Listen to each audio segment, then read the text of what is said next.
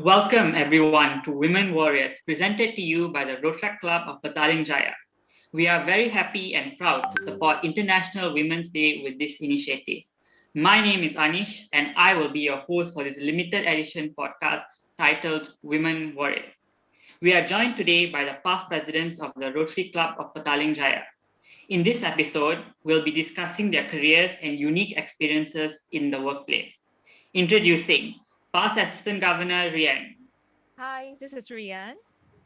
past President Siti, Hi, Siti here. past President Alice, Hi, Alicia. past President Olivia, Hi, Olivia here. and immediate past President Usha. Hi, Sonia. Let's begin with our first discussion point. How have your successful careers in different fields helped challenge the idea of inequity in the workforce? For the benefit of our listeners, please tell us a little bit about the industry you're involved in. We will begin with PPCT. Hello. Okay, I'm a civil engineer by profession. I started my career with the Public Works Department in the road section, which is typically a man's job. Okay, but I talked well into it, and I've learned a lot. You know, when the men taught me a lot of things, I went to site, I went to do tests and whatnot. Okay, and I'm the only girl there. Okay, in that section, I should say. So I believe that, and I trust that. I mean, the engineer actually, okay, my boss trusted me a lot. Okay, he gave me full authority to do things, you know, at site and all that. Okay, so I think he trusted me in terms of because I managed to deliver, okay, a lot of things, okay, get things done and all that.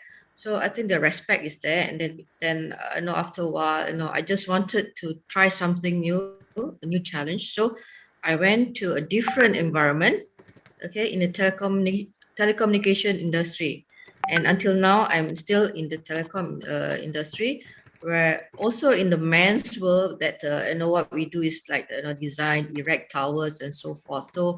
So technically I should say that it is really in the men's world. So I think that now people has actually opened a bit about the women being in the men's world.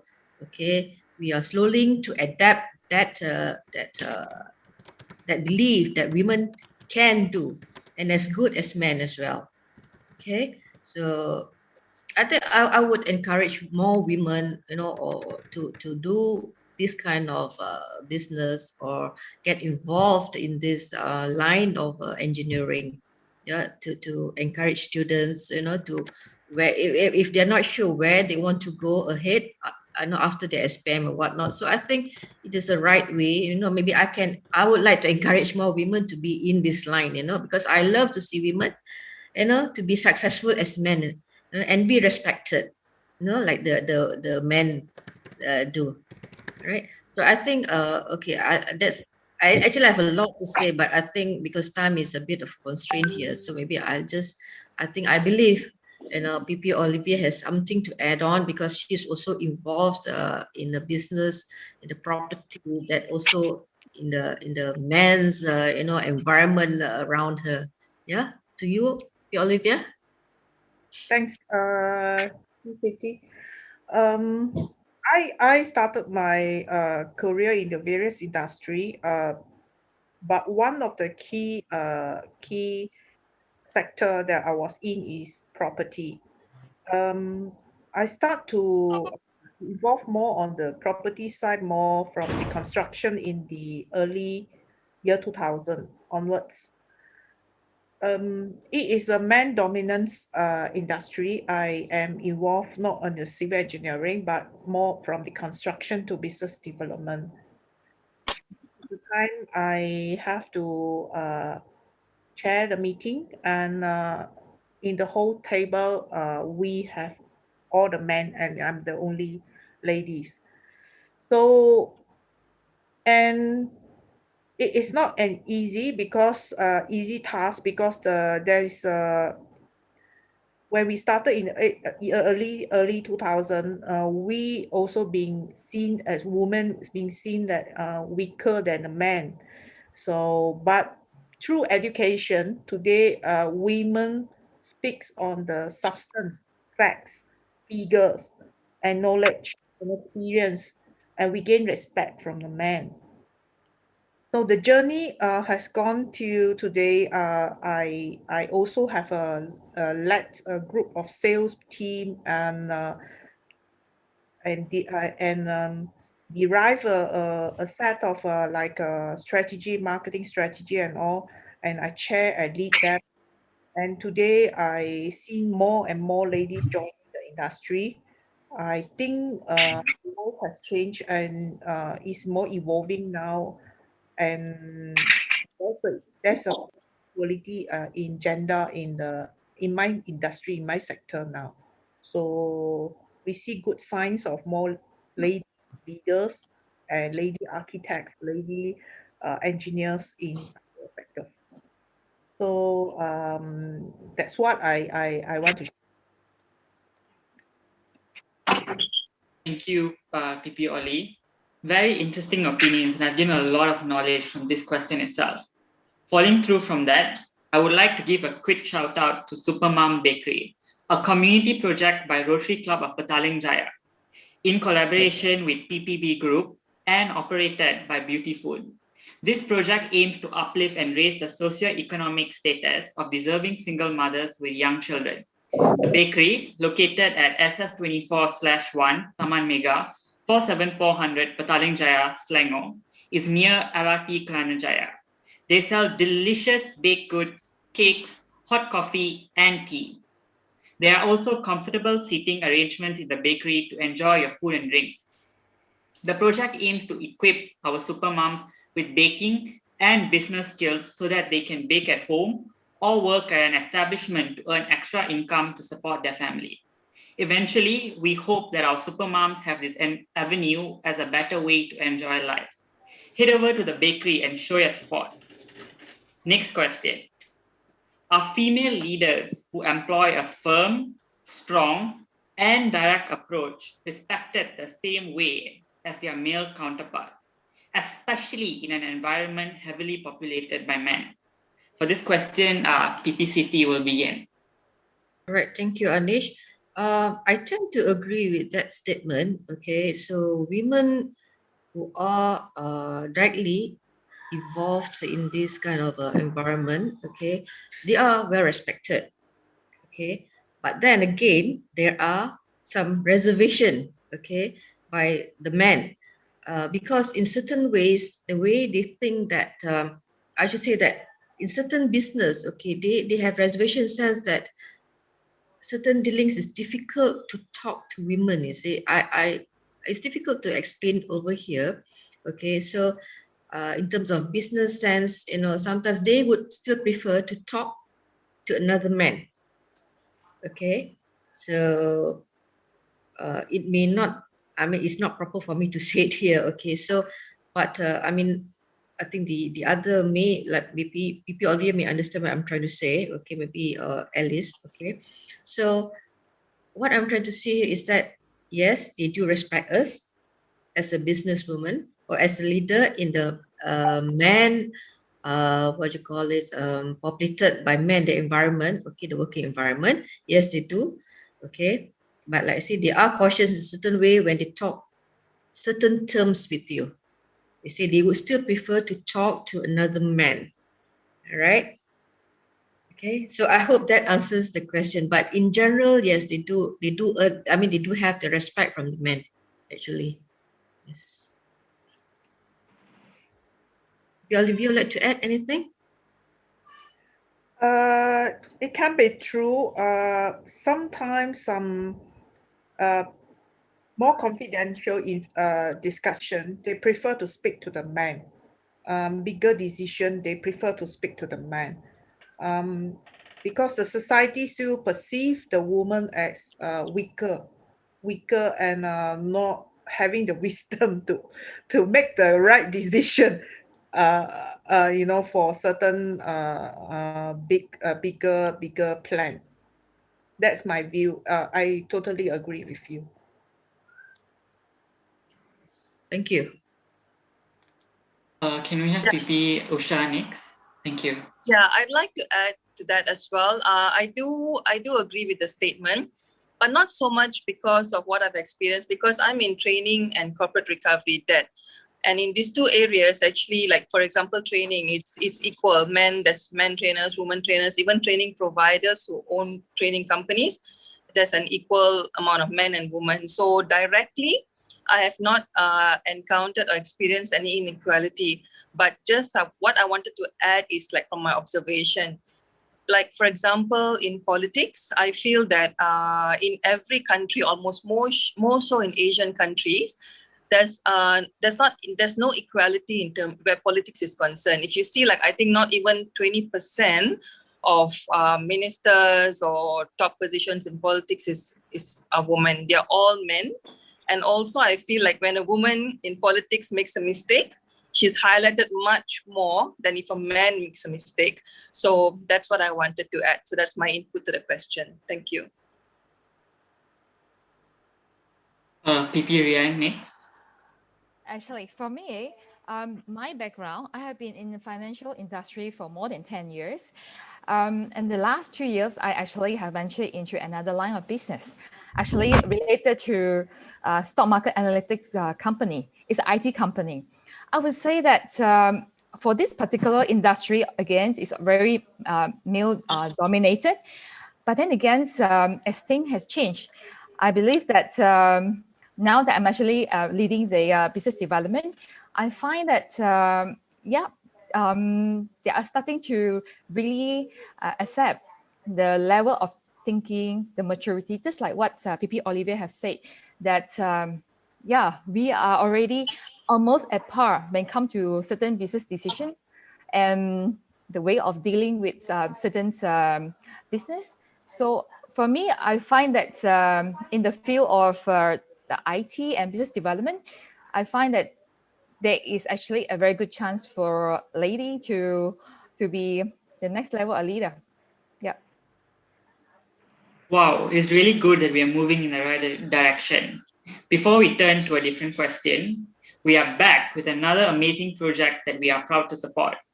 APRRC, Asia Pacific Regional Road Track Conference, is being hosted by Malaysia. In conjunction with APRRC, road track clubs across the district are raising funds to support underprivileged children affected by the COVID-19 pandemic. Road Track Club of Petaling Jaya and Taylor's Lakeside are raising a total of 4,000 ringgit to support Orang Asli children homes. This will be financially beneficial to their needs, whether it be food, educational supplies, or furniture. Your donation will help contribute to their livelihoods of underprivileged youth, ensuring a brighter future for these members of the next generation. If you want to make a difference, here's how. To donate, click on the link provided on our Instagram account, which is Road Club of Petaling Jaya, and our Facebook account, Road Club of Petaling Jaya. Select the amount that you would like to donate. Once you reach the transaction page, type RACPJXTLC in additional information to help us keep track of the donations. We thank you for your generosity and kindness. Up next, as professionals in your own fields, to what extent do you think society has accepted equal opportunity for everyone in your field? For this question, we will start with PPCP. Okay, thanks, Anish. I'm back again. Okay. Frankly speaking, I think the society is slowly accepting, women, in the field that I'm in. But then we are still lagging behind, not like the Westerners, where they are very, very far ahead. Their way of thinking, where they don't mind the women and the men work together, in this field. So, but over here, we still have the mindset that women are not meant to be in this world, So we actually have to change that mindset slowly.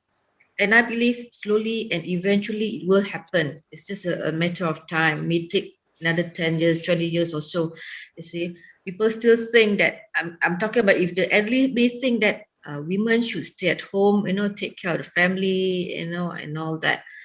But then again, like I say, we need to make the change. Okay, so it is up to us, as leaders, as women leaders, to change the mindset, to create the awareness that women are as good as men. Okay, thank you. PP Olivia, anything to say? Again? Moving on next, PP Usha. Yeah. I'll add a little bit to that. Yeah, I agree with Siti. I think the world is changing a little bit because I think many people have realized that women are very good coordinators. I may be biased here, but I think they're overall better than men because they're more meticulous, and they can coordinate things very well, and their attention to detail is definitely better than men. I may come across as biased, but that's my opinion. So I think this is actually a huge advantage for women in any field, because if we apply those qualities in any field, we will succeed. So in my field, like I was explaining earlier, I don't experience any inequality, but I do see that women have these very special qualities and we should capitalize on that. Thank you, Anish. Great response. Before we move on to our final talking point for episode 1, a quick introduction to a project that aims to build a community to reduce hunger. The Rotary Club of Petaling Jaya has launched the Blessing Shelf Berkat Dari community in Basa, and they need your help. You can be the helping hand that touches the lives of many by just donating and placing daily essential items such as rice, noodles, detergent, toiletries, canned food, and washing products on these shelves. This honor system will allow those in need to take items as they need and return the favor when the pandemic turns around. Currently, these shelves are located at Bukit Jalil, Taman Mayang, Kota Damansara, One City, Ramanputra, and Seremban. For more locations, information, and cash donations, find out more about other projects. Please visit www.rotarypj.com/blessingbox. For our final talking point, briefly, I would like to know how your career has shaped you as a person. We will begin with PP Alice. Thank you, Anish.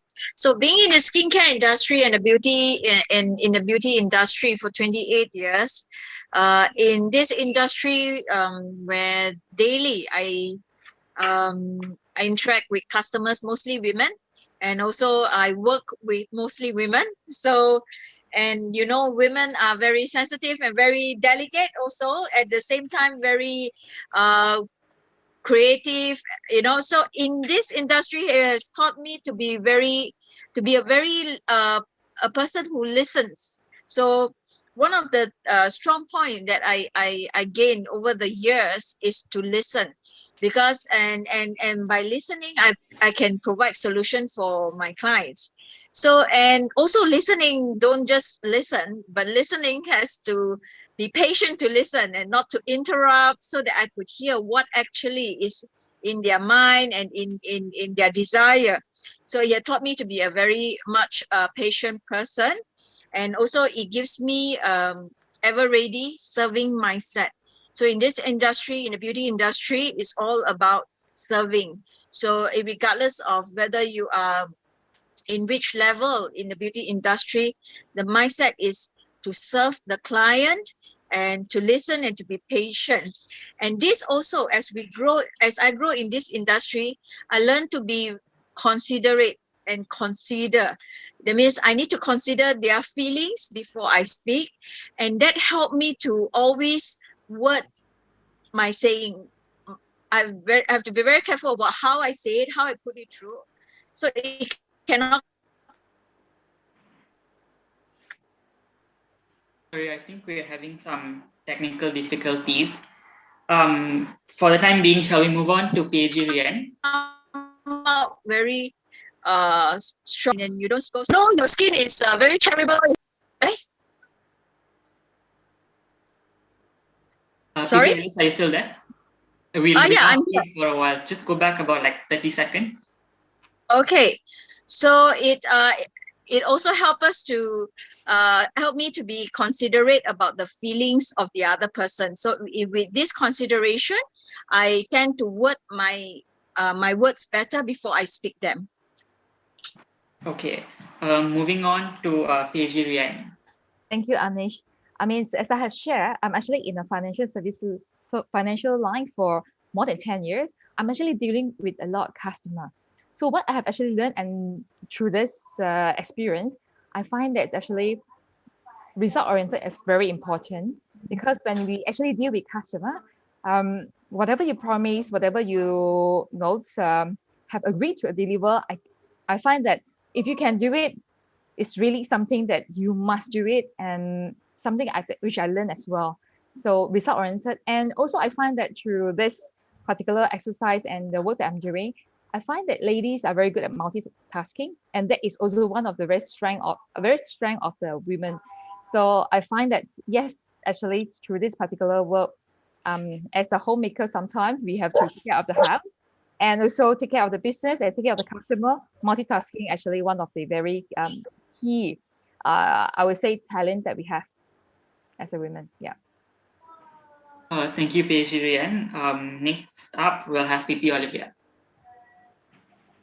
I guess the being a lady in the top tier of the management or the business where we are in actually developed a strong character in me.